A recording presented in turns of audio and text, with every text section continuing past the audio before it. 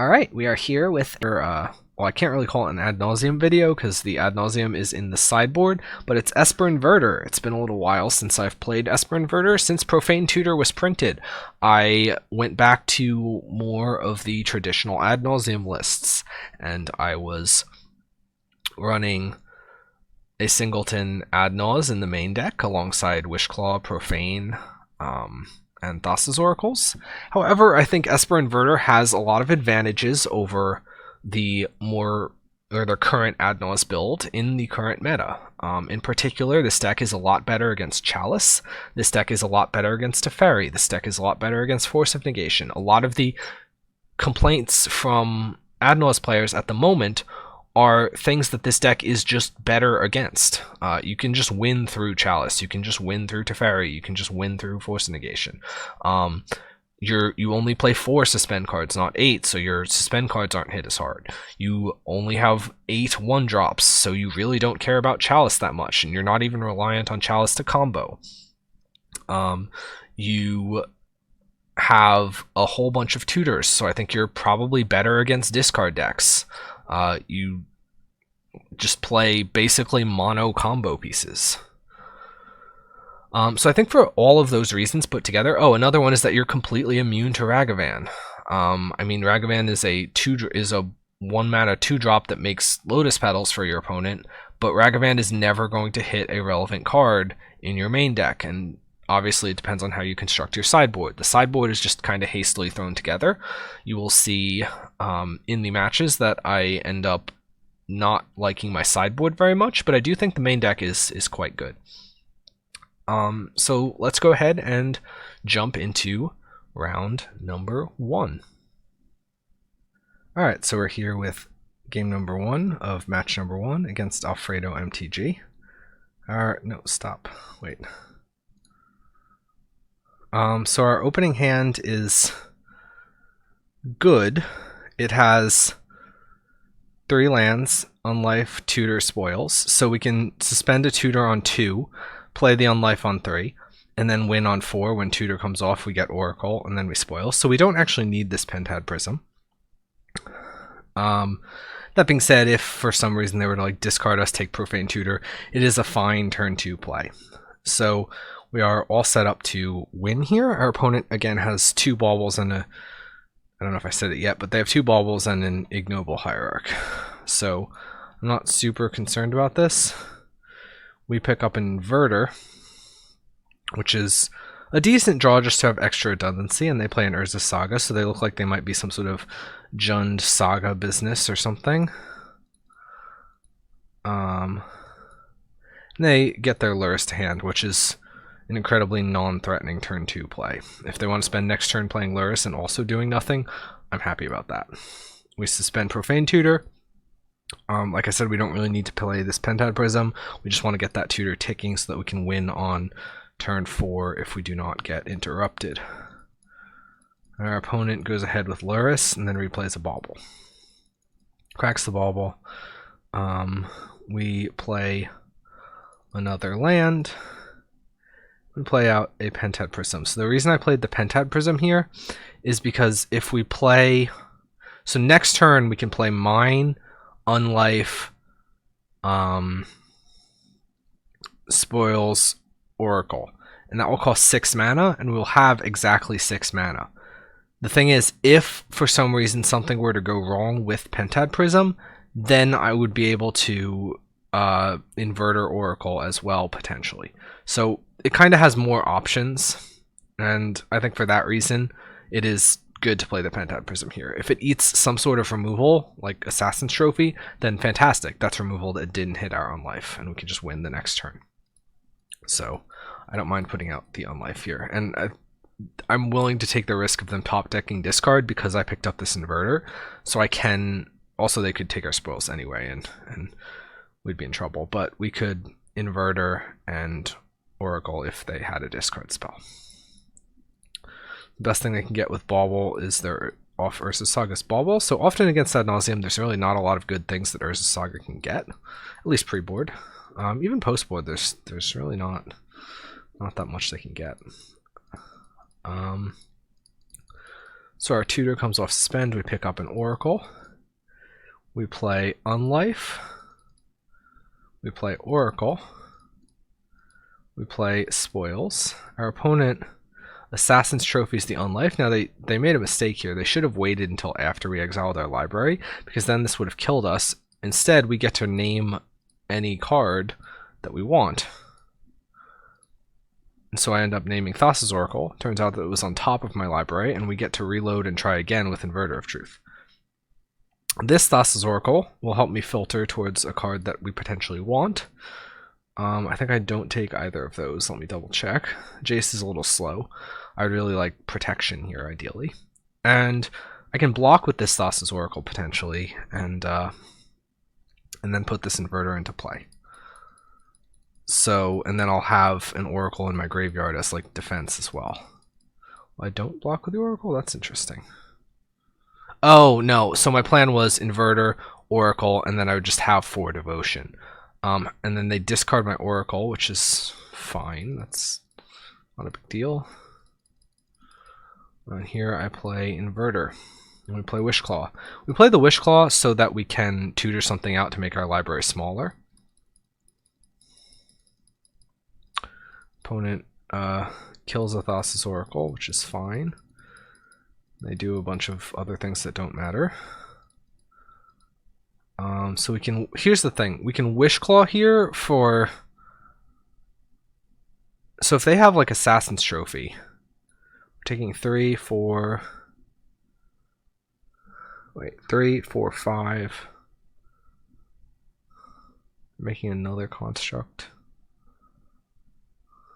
What I'm thinking about here is are we dead if we pass 2 turns? And we drew Profane Tutor. So if we take, or if we Wishclaw for Spoils, we can then Spoils for Oracle, and we will have either 0 or 1 cards left in our library. And we have a 50-50 chance of winning this turn. If they have removal. If they don't have removal, we give them another turn. Now, the thing is, if they remove our Wishclaw Talisman, then we get like Spoils. I guess we'd have to get Unlife there. But if we get something with Wishclaw, maybe they can find some sort of answer. I don't know what exactly answers they could have, but where am I going with this? So yeah, so if they have like Trophy's the removal I would suspect most. I don't love passing the turn. They do also have the possibility to like kill Inverter, make a construct, play a bauble. Maybe they can somehow get to 10 damage. I don't think they'd be able to get to 10 damage, but I mean that's a possibility. Basically, I think it leaves things too up in the air. And this way I can tutor for Spoils, Spoils for Oracle. I have a 50% chance of beating removal. If, when I'm like Spoilsing for Oracle, I feel like they are showing removal, then I could sit with the Oracle in my hand. Or I could even just sit with the Spoils in my hand. But for whatever reason, I end up going for it here. In hindsight, I actually don't love going for this much. It's like, what can really affect my deck? Nothing. If the Wishclaw goes, I can Wishclaw. I think that's just fine. I just let the Wishclaw sit there. And honestly, I could even suspend Profane. No, I shouldn't suspend Profane, but yeah. But in any case, we go for the Spoils. I think this was a bit of a mistake in hindsight. And we hit, by hit, I mean Thassa's Oracle is on the bottom, so we exile the Unlife to get to it, and now we can play Oracle with 0 cards, and we win. Fantastic, we're up a game. On to game number 2. So, game number 2. We open with a hand that has some fast mana, and Inverter Oracle combo. This hand's very good. Turn 2, we could either Pentat or Profane, depending on how things are shaping up, depending on when we think we will be able to win. They lead on Ignoble and a Bauble. We put a Jace under Shelldock. Shelldock's always nice. They Thoughtseize us and take Profane, which I am A-okay with, and then they play a Torpor Orb. We play a Pentad Prism, pick up an Angel's Grace. They play a Bob and a Torak Cantor. Go to our turn, and the thing is here, they have a Bob. We have this Grace to buy time. So Torpor Orb is actually not that good against us, even though it stops both of our creatures, because we can play 6/6 flyer with no downside. So, thank you. We have a 6/6 flyer. Our opponent plays a Tarmogoyf, which is smaller than our 6/6 flyer. And we draw another 6/6 flyer.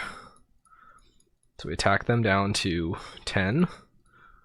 And then we play another 6/6 flyer with no downside. Our opponent untaps. And then our opponent draws a card with Nurturing Peatland. And then our opponent draws another card with Nurturing Peatland, and then they concede. So they had their hate piece on turn 2, and it helped us more than it hurt us. Nice Torpor Orb opponent. I love this game. This game is amazing. Just like play inverters and beat face, because Torpor Orb makes them undercosted flying beaters. Okay, so we are up 1-0 and on to match number 2. Alright, I'm here for match number 2 against Curryroy 2567. Our opening hand has 1 Sheldock Isle, 3 Profane Tutors, Wishclaw Spoils. I think this is actually pretty close to being a keep. If this was like a second land over one of these Profanes, obviously it would have to produce black. I'm a lot more interested. However, as it stands, I think this is just too risky, especially when I'm on the play. I basically need to top deck a land on my second turn.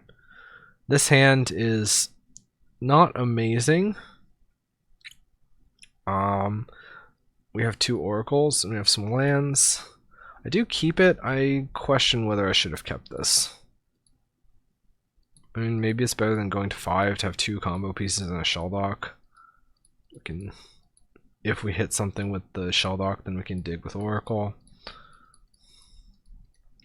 Alright, so we see wastes and we think that it is probably Eldrazi Tron, which is significantly less scary than regular Tron, although obviously they could Chalice us and kill us given the nature of our hand, but they didn't have Chalice on turn 2, so they would have to be top decking Chalice here, and we pick up Spoils, which is fantastic. Our opponent plays nothing, and then they die to our combo. Warping Wail only counters sorceries, so it is not relevant in this instance. And we get game number 1. That was kind of short. Alright, so game number 2 up against Eldrazi Tron. Our hand here is, again, not amazing, but we do have 2 potential blue cards. We have a Profane Tutor we can suspend. We have some mana. So we're kind of looking for an inverter here. Another nice benefit to this hand, it is completely resilient against Chalice on 1, and they're probably going to prioritize Chalice on 1. So we pick up a Spoils. We do hit an Oracle to hide under Sheldock, that's nice. They sack maps, so they're going to have Tron on turn 3, so hopefully nothing too scary. We suspend Profane Tutor, that's our inverter. And with their Tron mana, they play... Oh no, it's Matter Reshaper. Oh no, it's a second Matter Reshaper. And then it's a Relic of Progenitus. So they do nothing relevant with their Tron. We play Talisman, and then another Talisman. We're just ramping up on mana. Next turn, we are all poised to play a land, get an inverter with our Profane Tutor, and then kill them. But actually we also have Spoils Grace, so we don't even need to get inverter. Take 6. Ballista on 3 would stop that Profane Tutor line. So here, since it only requires us to have 4 mana to kill them, we can get a Thoughtseize, see if there's anything that could possibly impact us in some way. There isn't. And we can Grace Spoils, and then Sheldock, and then concede before even seeing the Sheldock. Okay, so that was a really easy set of matches. I mean, it could have gone the other way if game 1 they had a Chalice or something, or if in game 2 they had anything relevant to do off of their quick Tron, but that's part of the reason why Eldrazi Tron's not really that scary of a deck. And on to match number 3. Alright, so we are 2-0, starting off a game against UWr 6. They reveal Kira the Orphan Guard, so I mean, probably elementals, but we'll see. Our hand is a little dicey, but not the worst. We do have some fast mana to play here. We have an Unlife, we have a Shelldock, and we do have this Jace. So we do have 2 combo pieces and mana. Colonnade, so this is looking like blue-white control. We pick up an Inverter, which is nice against blue-white because it doesn't get countered by Force of Negation. They play Chalice, which is, I mean, normally it's good against Ad Nauseam, but again, this is Inverter, so we have some legs up on Chalice. We don't rely on 1-drops to combo. We can just win through a Chalice by playing the other half of our combo.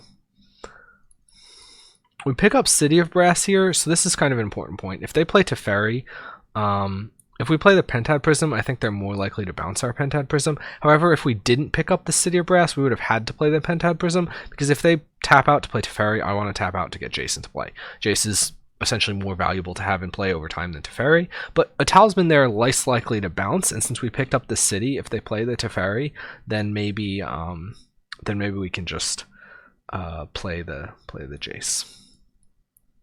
However, they don't tap out, so I play Talisman and Pentad Prism, play out all the mana, stay flexible. Our opponent then plays Spreading Seas on Shelldock, which is a-okay, because the Shelldock wasn't hiding anything relevant. They don't know that, of course, so they have to target that over like City of Brass, which could potentially have colored mana relevance implications. We play Darkslick Shores. We play Unlife as a bait. It eats Counterspell. And then I'm just going to snap off Jace here, get it in play, and start. I do mill them even though they have Snapcaster, just because I have this Inverter, so I think there's a decent chance that that will be my plan to win. Since they already have a Counterspell in the graveyard, like they already have something to do with Snapcaster, so it's not like I'd be giving them more to do, unless obviously they had like extra Snapcasters, but I think that's a risk I'm willing to take. We tap for Wishclaw. We play Inverter. And they ice our Wishclaw. In response, I use the Wishclaw, and I go get Pact of Negation.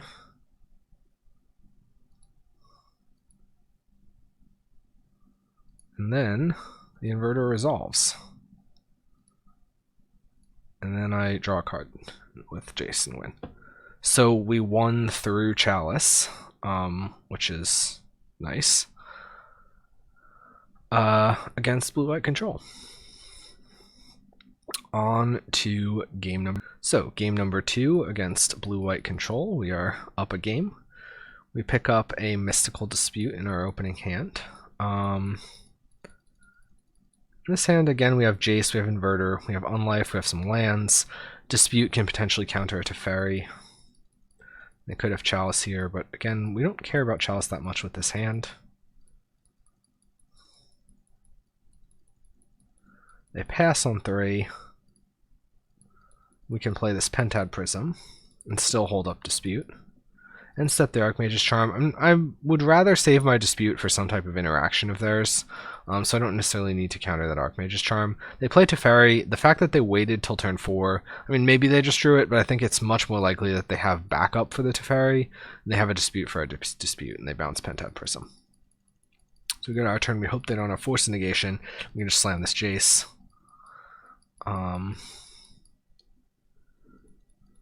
Now we're just looking for an opportunity to resolve Inverter.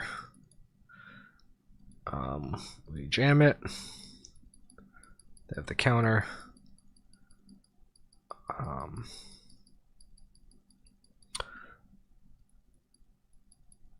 We're just going to need to overload them with Inverters, is what needs to happen here. So we play Unlife and Prism as bait. They Shark Typhoon, which is kind of annoying, because now they can clock our Jace. Spoils, they have Archmage's Charm. Spoils, they have, or no, Wishclaw. Or spoils, they have Cryptic. Okay, so I mean, they need to have 2 there. Now they have our Wish Claw, and they're killing Jace, so things are not going amazingly. They have Chalice on 1. Good thing we use those spoils. Play out the Wish Claw. So we do have these 2 oracles, and we have an inverter, so we're just looking to get an inverter resolved. Teferi is turning off our pacts, which is kind of annoying. We'll suspend Profane, suspend Unlife. They counter Unlife, that's A-okay. I'd rather them counter that than do anything else, because the Unlife doesn't matter that much. So I go for Inverter, they have Counterspell for it. And here we are dead. The Teferi can bounce our Unlife, because so we can't do anything with it. If I can't Wish Claw for what's it called, for Pact. Well, first of all, Pact is under Shelldock. Second of all, they have Teferi in play, so counter magic doesn't work here. So maybe we could have played that a little bit differently. Maybe I shouldn't have jammed the first inverter as aggressively.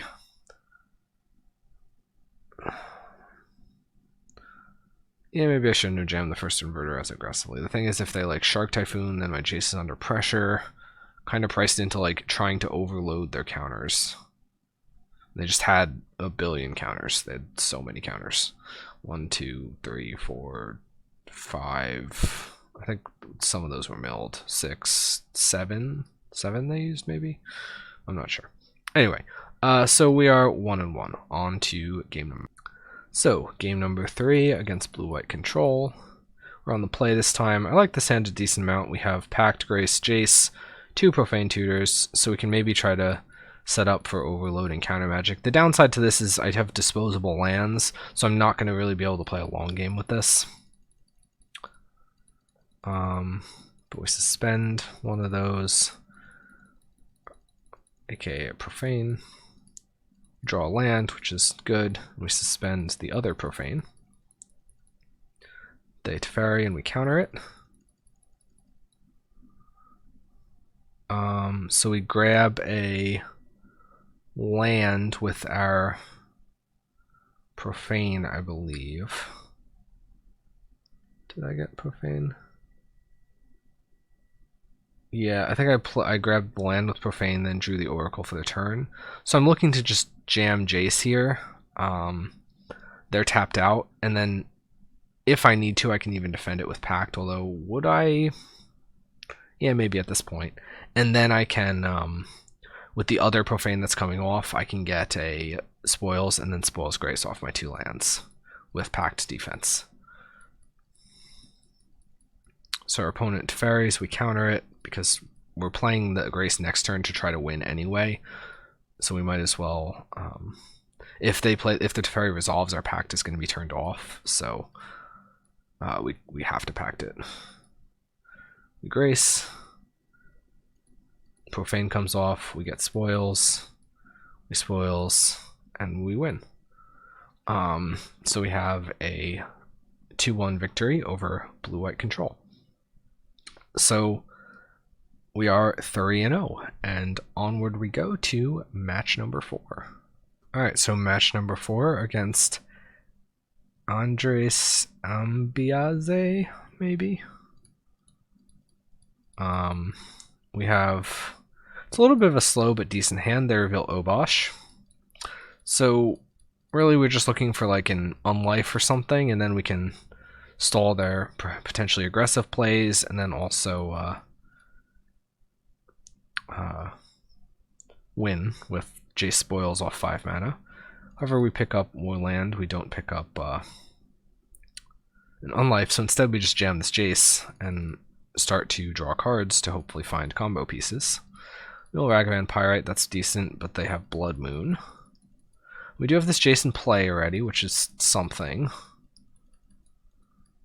They put a bunch of creatures in play, however. We removed the Pentad counter to play a Spoils, or to play a Profane Tutor.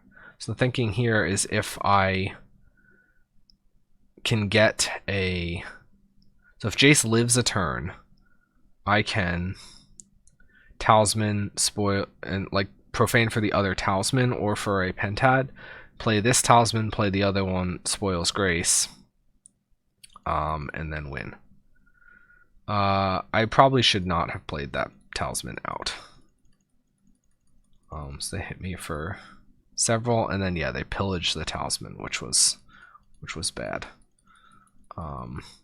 So now we get another Talisman. We just have to hope to top deck another one. But they kill Jace. We're kind of badly Blood Mooned out at this point. They have second Blood Moon. One nice thing with this deck against Ragavan is that I'm pretty sure there's actual 0 relevant cards Ragavan can hit. Like, a Talisman is the most relevant, and that's not that relevant. Anything else, I mean, I guess they can play the spoils game if they really wanted to, but anything else is not really going to help them at all. Again, maybe Jace could, but just completely blanking Ragavan's card advantage engine is nice. And we're super dead here. We have to spoils to try and fit a Grace to like Grace and then upkeep Grace and top deck. There's maybe convoluted chains there, but it's all bad. But really, this was me punting this game by playing the Talisman out. I should have just held the Talisman.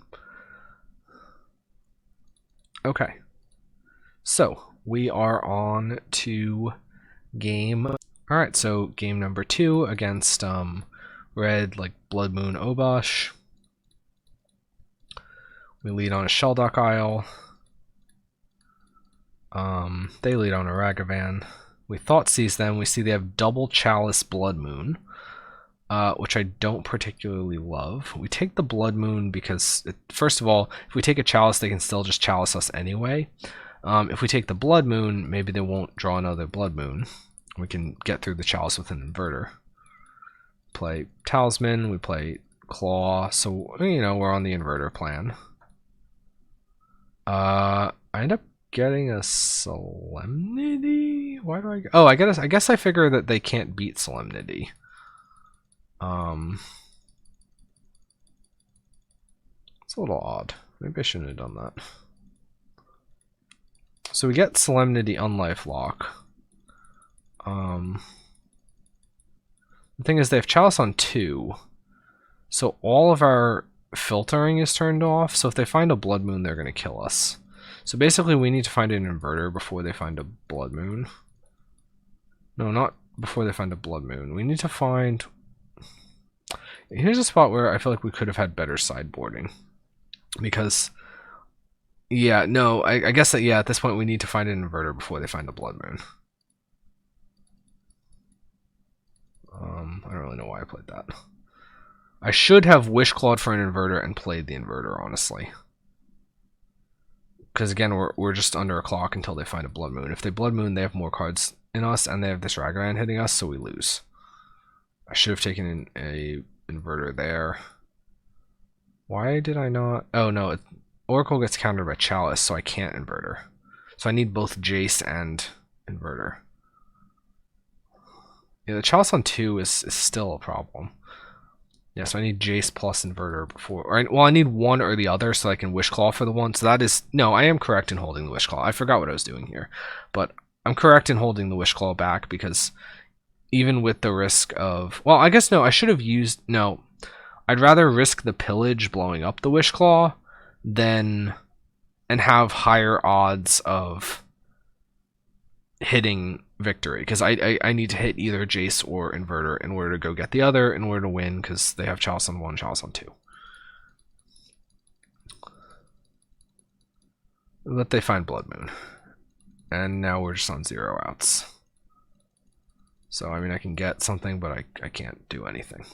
Again, their library is bigger than us. I think I potentially also misplayed that. Maybe I should have just gone for the Inverter rather than gone for the Solemnity Lock in the first place. No, but they had Chalice on 2 at that point, right? I think. I'm not sure.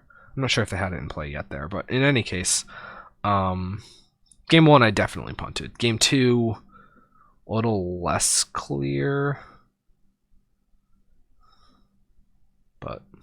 Blood Moon, still pretty good against us. Maybe I should run a second basic. This list is not very optimized. Just kind of a first thing I threw together. But anyway, we're still 3-1, and on we go to game number 5. Alright, match number 5 against Ginger Allen Poe. We have a pretty solid hand here. We have enough mana to turn 3 Inverter, or we can suspend this Profane. We have this Shelldock to find a combo piece. This is a fine hand. Our opponent leads on Swift Spear, so they are burn. We pick up Oracle, and our Shelldock misses, or Prowess. They're Prowess. And they hit us for damage. We play the Pentad. Since we have all the combo pieces, we don't need this Profane. We're looking to just play this Inverter next turn and then live one more turn with Inverter as a blocker. Now, because we drew the land, we don't even need to live with Inverter as a blocker. We can Angel's Grace and then upkeep Grace Oracle. So we're now 100% locked to win this.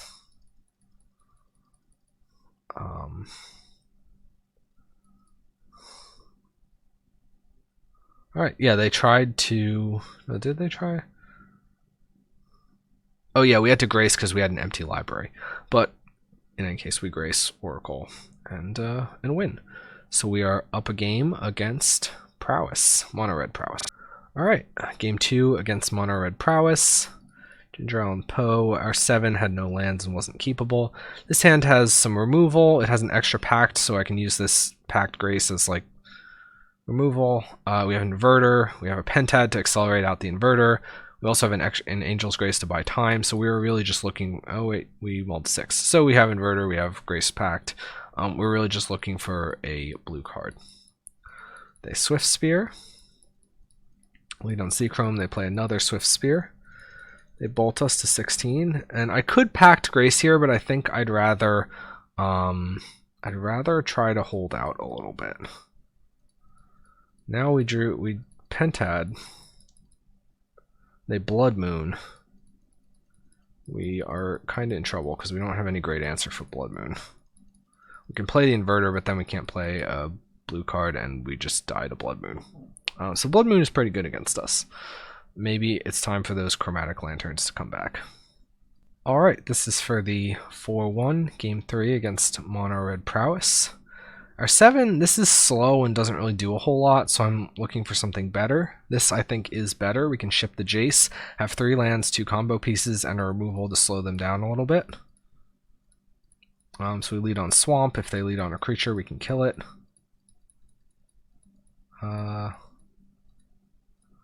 Notably, we can't stop them from getting the Surveil trigger from the Ball because they just play the Ball right away.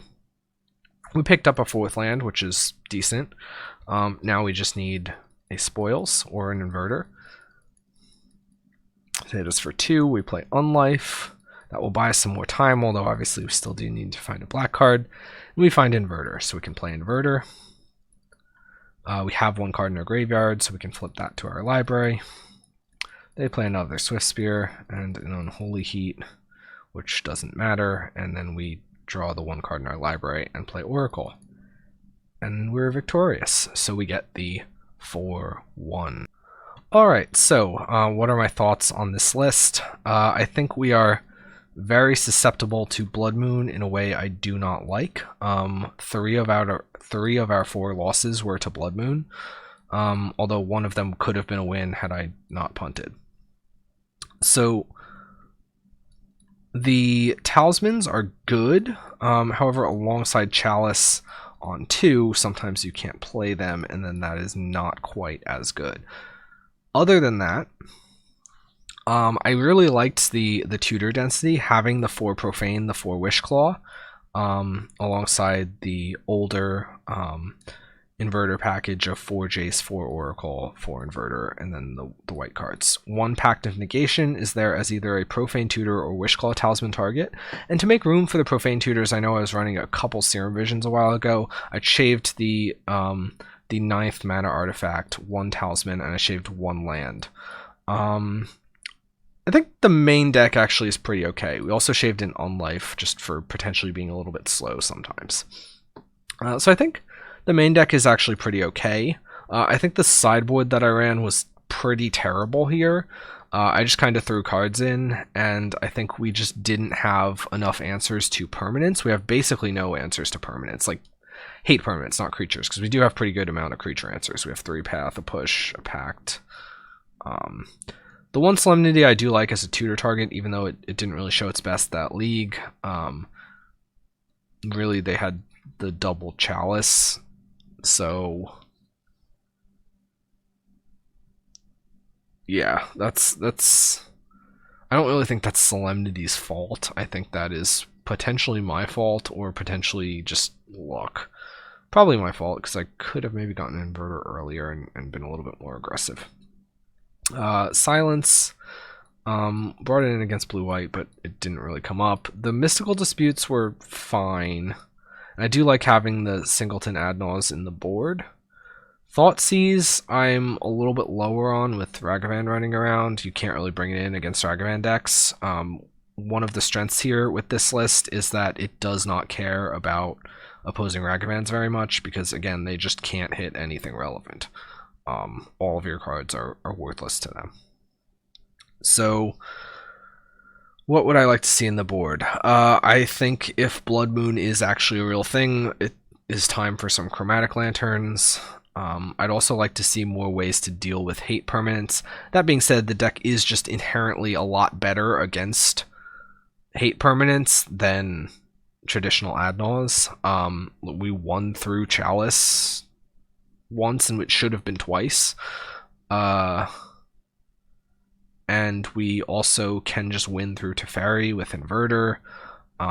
So it just plays a little bit more nicely into those. We won through Torpor Orb just by jamming Inverters. That was a sweet game. So I think this deck actually could be pretty decent right now, especially if you're not really feeling that Adnaz is doing so well right now with a lot of splash hate from Chalice and Teferi in particular, and Force of Negation even to some extent. Again, this deck, it didn't really come up, but this deck's just a lot better against like Living End or Rhino's Force of Negation decks, because sometimes they're going to be having up Force of Negation, and then you just play Inverter and laugh at them. So it's good in that way. Alright, well, until next time I would like to play Doomsday consider in Doomsday. However, Legacy is also kind of rancid right now with the Ragavan Tempo Shells honestly just needing a ban. So we'll see. I'll probably play a League of that just because I don't know, a masochist or something. But yeah, so I definitely want to get a consider video up on here soon. So that'll be the next thing. Might have to give it a couple weeks, a week or two, just because I am kind of busy recently. I'm a well, no, it's in any case. Yeah, I'm just kind of busy recently. But yeah, that'll be turning up soon. All right, well, until next time, see you later.